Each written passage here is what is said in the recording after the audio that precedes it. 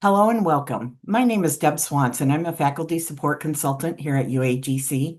I am pleased to be hosting this session called Reframing Student Struggles Through Mental Models. By joining us today, you acknowledge that this session is being recorded and will be shared with TLC-related materials. Microphones will be muted for this presentation. However, we encourage you to post questions and comments in the chat.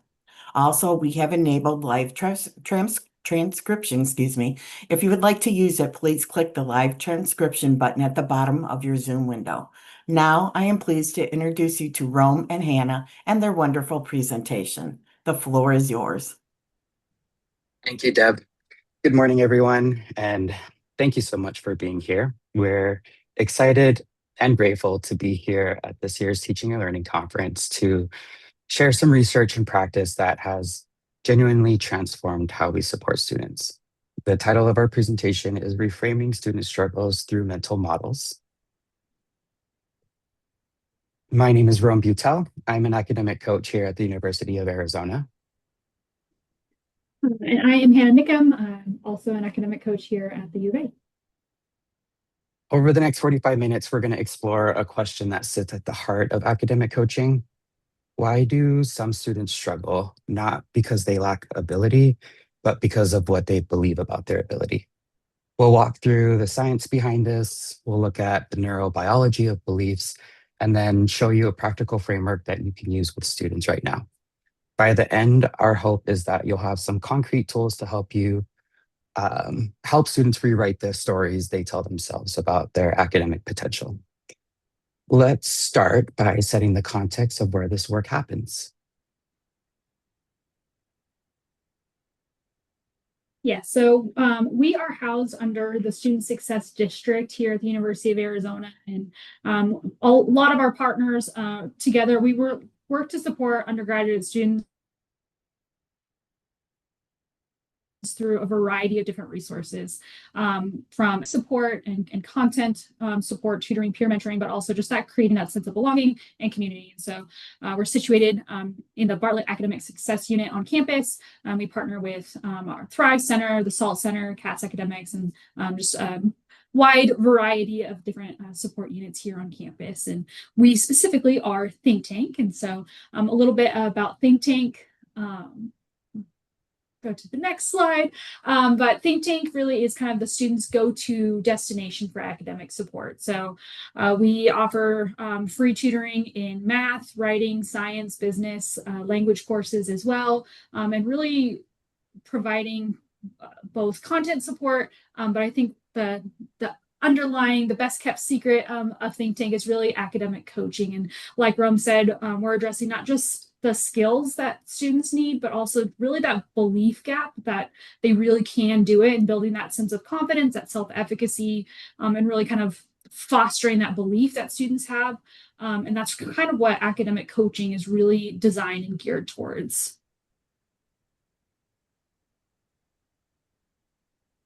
So academic coaching, we are free for all University of Arizona students, and it's a one-on-one support for students as they just navigate university life, as they navigate what it means to be a student, what it means to be a student here at the University of Arizona. And we are really kind of this belief-focused partner. So we're really kind of helping students, bringing out the best in them as best we can, and providing some of that holistic support for them. So we do have a team of 13 professionally trained coaches, really designed to help kind of be that whole person support for students. So not just content, but also kind of integrating that mindset, wellness, and strategies for just sustainable success as they navigate the University of Arizona.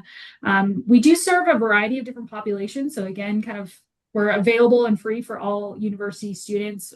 Specifically, we have some course-based students working with kind of foundational skills in our University 101 course curriculum that we support, as well as self-elected students. So we do have a free coaching forum where students can opt in to academic coaching.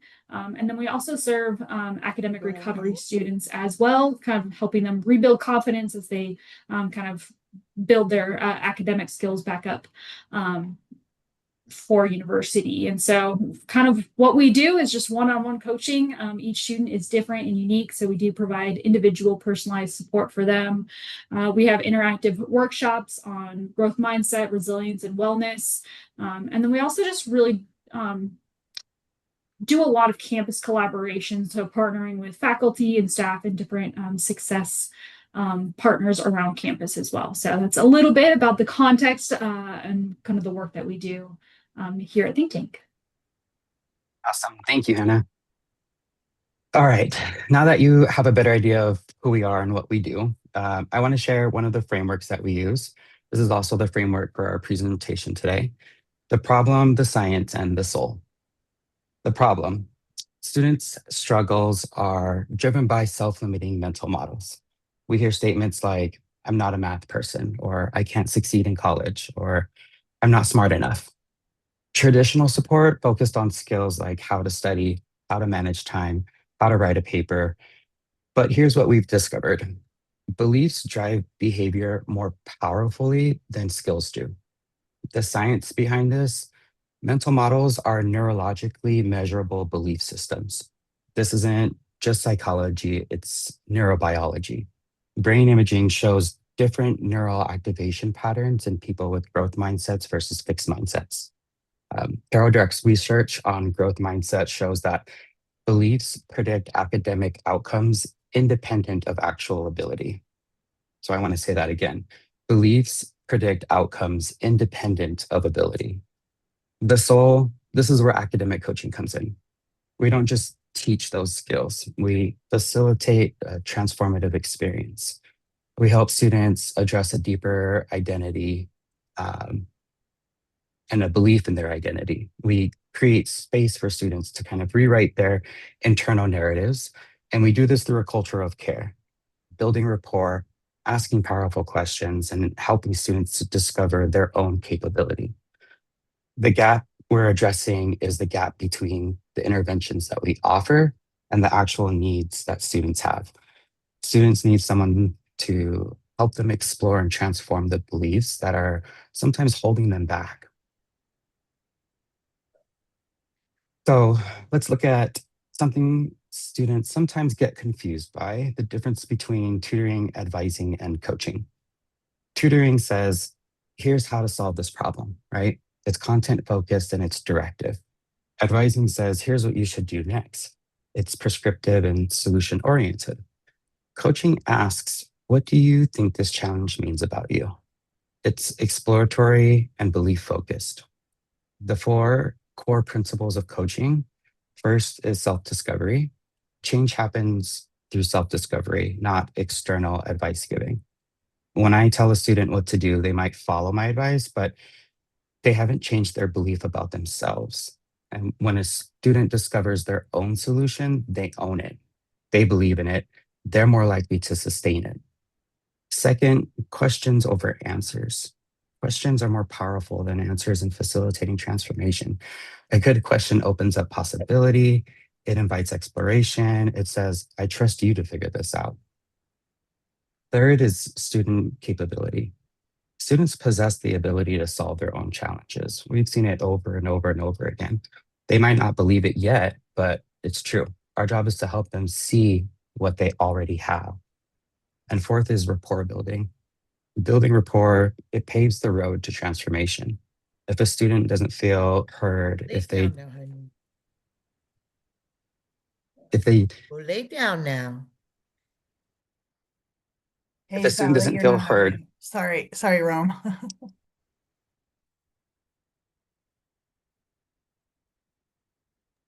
that's okay.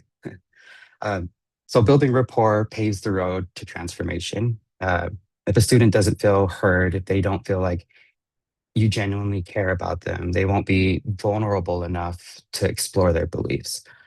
So rapport is one of the foundations that we work on first with students. If you aren't familiar with this, I want to introduce you to the mental model ecosystem, another framework that influences our coaching approach. This is a 3-layer system that shows how beliefs flow into thinking patterns, which then drives behaviors and outcomes. So layer one, core beliefs. These are the deep-seated beliefs about self, ability, intelligence. They're the foundation. Examples are, I'm not a math person. I can't succeed in college. I'm not smart enough, right? These beliefs from early on, often from family messages or past experiences, cultural narratives, past academic traumas, they feel like truth. They feel like facts about who we are. The second layer are the thinking patterns. This is how we interpret events and situations. Core beliefs shape whether we see challenges as opportunities or threats. If I believe I'm not a math person and I get them wrong, I think, see, I told you I can't do math. But if I have a growth belief, I think, I don't understand this yet, but I can learn. The same event, getting a problem wrong, gets interpreted completely different based on the underlying belief. And the third layer is behaviors and outcomes. This is what we actually do and the results that we get. Limiting beliefs leads to avoidance. A student who believes I'm not a math person might skip a class or avoid asking questions or not go to tutoring. Growth belief leads to engagement and persistence. A student who believes I can develop my skills shows up. They ask questions, they seek help. This diagram shows how these layers are connected. You can't just change behavior without addressing the belief. You can't just teach a skill without exploring what that student believes about their ability to learn. This is the architecture that we work with in coaching. So looking at a hypothetical example, a student comes into office hours, they've just gotten a D on an exam, and they're frustrated and discouraged. They say, I'm just not good at math. I've never been able to understand it. I got a D on the exam and I don't know what to do. So notice what's happening here. The student is expressing not just a skills gap, they're expressing a belief about themselves. They're saying, I'm not a math person. Here's a potential advisor response. An advisor might say, have you tried studying in groups? Have you tried Khan Academy? You might want to try visiting tutoring. Let me give you some resources. Now, this is well-intentioned, right? The advisor is trying to help and giving great resources, but what happens? The student might feel prescribed to or not heard. The advisor addressed the symptom, the poor exam performance, but not the root cause, which is the limiting belief.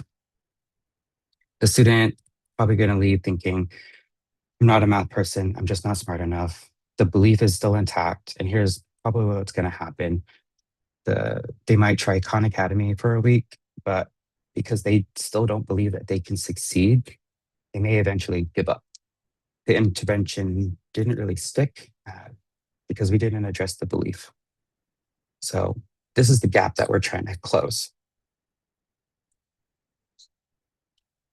Now let's look at what happens when we use a coaching approach with this same student. Student says, I'm just not good at math. I've never been able to understand it. The coach responds with an open question. Tell me about a time when you learned something difficult. How did you approach it? The question does something powerful here. It invites the student to reflect on their own capability. It shifts the focus from I'm bad at math to I have learned hard things before. The student might talk about learning playing an instrument or mastering a video game or developing a skill in sports. They're assessing evidence of their own growth capacity at this point. Then the coach offers an affirmation. I notice you're showing up and seeking help. That's a sign of strength and commitment to learning. This is crucial. We're not just validating effort, we're reframing help seeking as a strength. Many students believe that asking for help is a weakness, but by affirming their help seeking behavior, we're beginning to shift that belief. Then the coach uses reflection and summarizing. It sounds like you've learned hard things before. What might be different about math? This is the turning point because the student starts to wonder, what is different about math? Maybe it's not that I can't learn. Maybe I just haven't figured out the right approach yet. So with this, the transformation, the student leaves thinking, I'm learning math and I have what it takes. The belief has shifted from fixed to growth oriented. And here's what's different. Because the student has shifted their belief about themselves, they're much more likely to actually use those resources to continue to persist through difficulty and then reach more successes. This is the power of belief-focused coaching. OARS is an acronym that stands for open-ended questions, affirmations, reflective listening, and summarizing. This is the toolkit we use in every coaching conversation and what we just saw in that previous example. Open-ended questions invite exploration and self-discovery rather than yes or no answers. Instead of, have you tried studying with the group? We ask, what do you think is getting in the way of your success in this class? The first question can be answered with yes or no. The second question requires reflection and it opens up more possibility. Affirmations recognize strength, effort, and positive qualities to build confidence and rapport. When a student shows up to coaching, that's an affirmation worthy moment. When they ask a question in class, that's worth affirming. We're not being fake or over the top. We're genuinely recognizing what they're doing, right? For example, I see how much effort you're putting in. That shows real commitment. Reflective listening means mirroring back what you hear to show understanding and deepen exploration. When a student says, I'm struggling with the material, you might reflect, it sounds like you're feeling frustrated because you don't understand the material yet. Notice that little yet. It's subtle but powerful. It implies that there's possibility. And then summarizing. Summarizing synthesizes key points to create clarity and forward movement. After a coaching conversation, we summarize. So you've learned hard things before and you're willing to seek help. What's one step you could take? This brings together the insights from the conversation and moves towards action. These 4 techniques are deceptively simple, but they're incredibly powerful. They shift the conversation from here's what you should do to here's what you're capable of discovering about yourself. This slide shows the specific belief shifts that we see happen through coaching. On the left, we have common examples of fixed mindset beliefs, right? Not good at math, can't control my success, failure means I'm not capable, asking for help is weakness. And then these beliefs on the left, fixed mindset beliefs, these close down possibility. They're absolute. They're about identity, not effort. On the right, we have the growth mindset beliefs. I'm developing my math skills.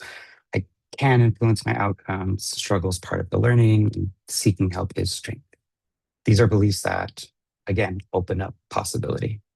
They're about process, not fixed traits. And they acknowledge that we're always developing. We're in this cycle of lifelong learning. This is what happens in coaching conversations. Through asking these powerful questions and affirming their capabilities and then reflecting beliefs back to students, we help them shift from those fixed mindsets to those growth mindsets. This internal narrative change drives sustained behavioral change and academic success. This is not positive thinking or affirmations alone. This is genuine cognitive reframing based on the student discovering evidence of their own capability. Now, we're going to try something different. We're going to give you guys a chance to experience firsthand. And you're going to do this through an interactive role play where you'll get to be both the coach and the student. And you'll do this through a role-playing app. So you can access the app straight from your computer. You can scan this QR code with your iPhone or tablet, and it should bring up the app straight for you. Once you're on, you have the option to choose between an academic coach or a student. We're going to give you enough time to be able to role play as both the coach and the student. So about 5 to 6 minutes as each role. As a coach, you'll be able to pick a scenario or be able to choose your own. Once you click on Start Coaching Session, it'll begin. There are buttons both on the bottom and at the top if you need hints. They will populate questions for you based on your conversation. Your objective as a coach is to guide your student toward a new perspective on their academic challenge by applying your coaching skills. And then as a student, once you click that Start Student Experience, you'll play the role of a college student, or you can use your own personal challenge or limiting belief. But as a student, your objective is to notice the effect of OARS as your coach reflects and reframes your thinking. And just a quick important note on privacy and consent. The chats are not stored. No content is collected. None of this is used for training. As soon as you go back from your chat to go to another role, all of that information is deleted. So we are going to put this link in the chat for you as well. Or you can type this link into your browser, bit.ly/all caps UA-coach. We are going to give you guys about 12 to 13 minutes. If you have questions, put them in the chat and we will check back in then.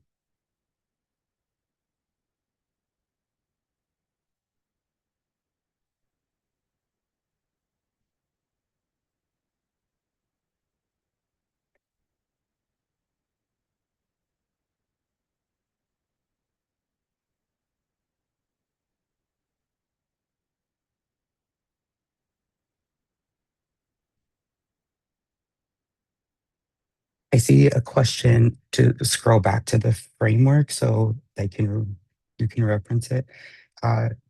In the app, the OARS framework is there listed.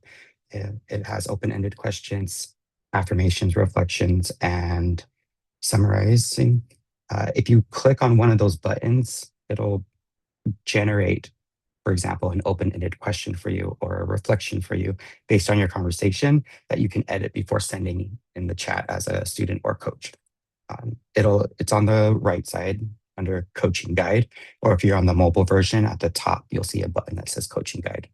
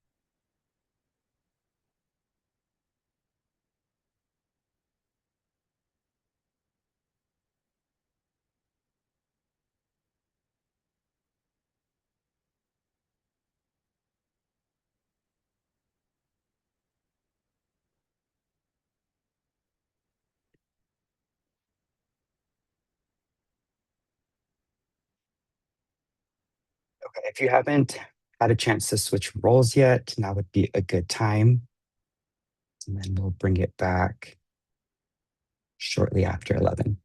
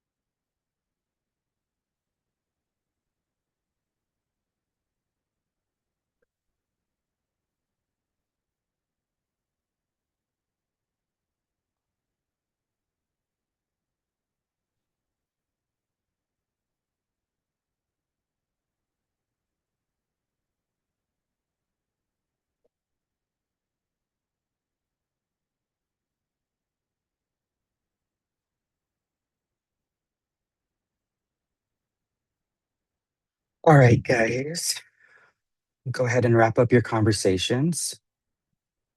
I hope that was enough time for you to get to practice and experience being a coach and a student. I want to reflect a little bit on what just happened. I'm going to ask 3 questions and you don't need to answer, but feel free to share in the chat some of your thoughts or reflections.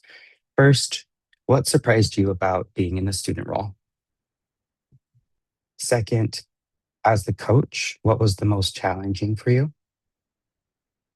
And third, how did it feel to hear your limiting beliefs reflected back to you?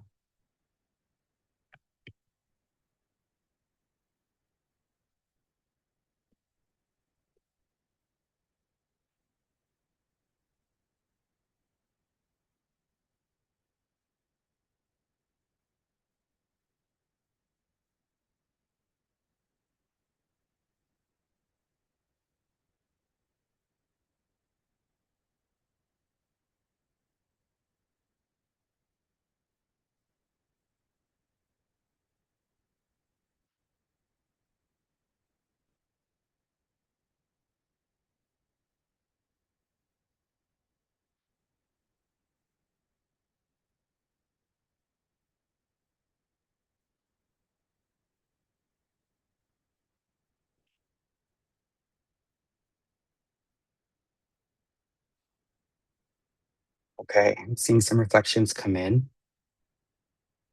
I'm loving these reflections. What you're describing is exactly what happens with our students.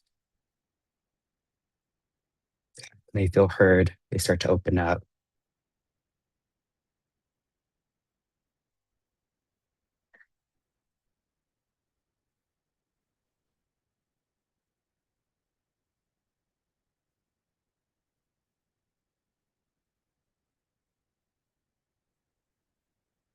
Okay, so a lot of different insights, uh, a lot of reflecting on. It is a lot harder to use sometimes just questions to build rapport with students and connect with them and bring out their self-limiting beliefs, right? When you're going through this experience, you might have noticed, hopefully, sort of a physical reaction during the role play in the form of tension or a faster heartbeat or hitting your stomach, right? This is because limiting beliefs aren't just thoughts, they are full body experiences. And that's something important. Important and crucial, right? Limiting beliefs aren't just thoughts, they're full body experiences. I'm saying that again. They're stored in our nervous system. And this is why we can't just think our way out of them. We need to address them at the level of the body as well as the mind. This is where wellness integration comes in. So, looking at the neurobiology of why wellness matters for belief transformation. When a student holds a limiting belief, I'm not good at math, that belief activates their stress response. Their body goes into fight, flight, or freeze. Cortisol and adrenaline flood their system. The amygdala, the threat detection center of the brain's activated. But here's the problem. When you're in a stress response, you can't learn effectively. The prefrontal cortex, that part of your brain responsible for learning, for memory formation, and cognitive flexibility, that goes offline. You're in survival mode at this point. You're not in learning mode. And so the solution, wellness practices, mindfulness, breathing exercises, movement, sleep, all of those regulate the nervous system. They bring the body out of the stress response and into a calm state. And here's the key. You can't do cognitive reframing when you're in a stress response. You need that nervous system to be regulated first. So our approach is integrated. We do the coaching work, the belief exploration and reframing, and we also teach students wellness practices to regulate their nervous system so they can actually sustain the new beliefs. And then the outcome, integrated wellness practices strengthen students' capacity to sustain new beliefs and behavior under stress. So when a student is faced with a difficult exam or a challenging assignment, they have both the new belief, I can do this, and the nervous system tools, the breathing and grounding techniques or mindfulness to stay regulated and perform. And this is why we talk about the soul of academic coaching. We're not just addressing cognition, we're addressing the whole person, right? The mind, body, and the spirit. Now, let's look at the data. These are outcomes from our academic coaching program at the University of Arizona. This chart shows 4 key metrics from students who participated in academic coaching. 70% became more confident in seeking help. 85% reported increased academic confidence, and 90% showed improved problem solving, as well as applied new strategies. Great numbers, but sometimes numbers aren't giving us that inside scoop of what students are actually feeling or what they're saying, right?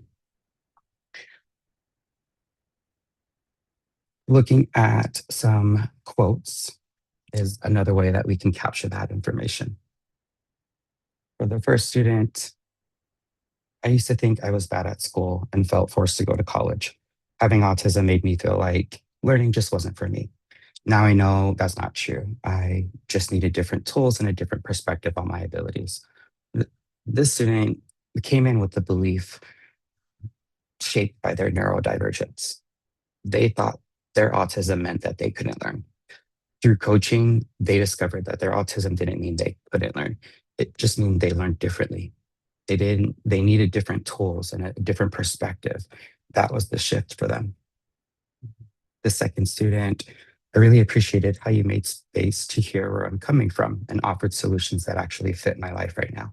What you said about making the invisible visible and reframing differences as strengths resonates deeply with me.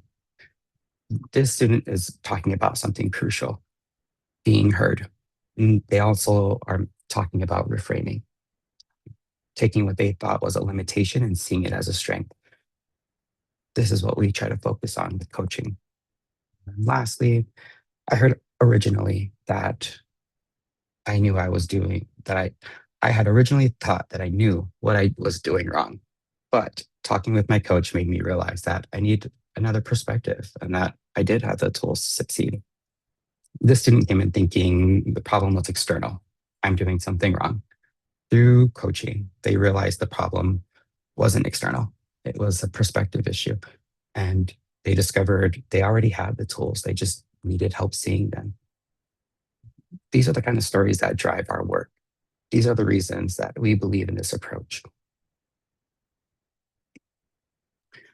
We are at the conclusion of our presentation, and I just want to bring it home with a clear message and a call to action. The paradigm shift. We're moving from deficit focused to asset-based academic support. For too long, we've approached students struggling by asking, what's wrong with the student? What do they lack? What do they need? We're shifting to asking, what's right with the student? What assets do they have? What beliefs are holding them? What beliefs are limiting them? By addressing the cognitive roots of struggle through mental model exploration, we're helping students rewrite academic narratives and claim their inherent capability for growth. So the call to action has three parts. First is integrate OARS training. You don't need to be a trained academic coach to use these techniques. Teachers can use them, advisors can use them, peer mentors, managers, supervisors can use them. Any conversation where you want to facilitate transformation can benefit from OARS. Second is exploring mental models, helping students identify and explore their limiting mental models with curiosity and compassion. Ask them, what do you believe about your ability to succeed in this class? And then listen to their answer and reflect it back. Help them question it and help them discover evidence of their capability. And lastly, build wellness practices. Integrate mindfulness and wellness practices into mental model work to support nervous system regulation. This might be as simple as teaching students a breathing technique. It might be encouraging them to move their body before studying, or talking to them about the importance of sleep, right? The point is to address the whole person, not just one part. Together, I feel like we can transform academic support from skill building to including belief transformation, and continuing to create learning environments where all students thrive. And that is it. Thank you.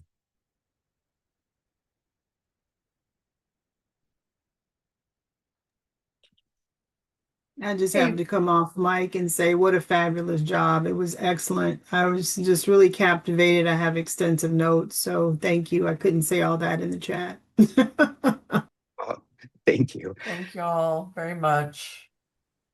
I agree. Rome and Hannah, incredible use of the theme and applying it to your work here. And thank you for sharing the coaching app as well. I hope to be in touch.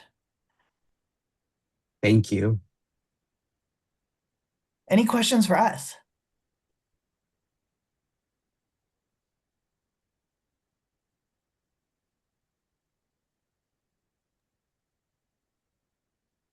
All right. Well, I hope you enjoyed the rest of your conference experience. Thanks for learning with us today. Yeah, thank you, Rome and Hannah. Great sharing of information. And thank you to everyone who attended the session. And please make sure that you use the survey link in the chat to nominate TLC presentations for the conference awards and to share your feedback on your conference experience. So thank you again, and we invite you to enjoy more TLC sessions. Thank you again, Roman, Hannah. Thank you.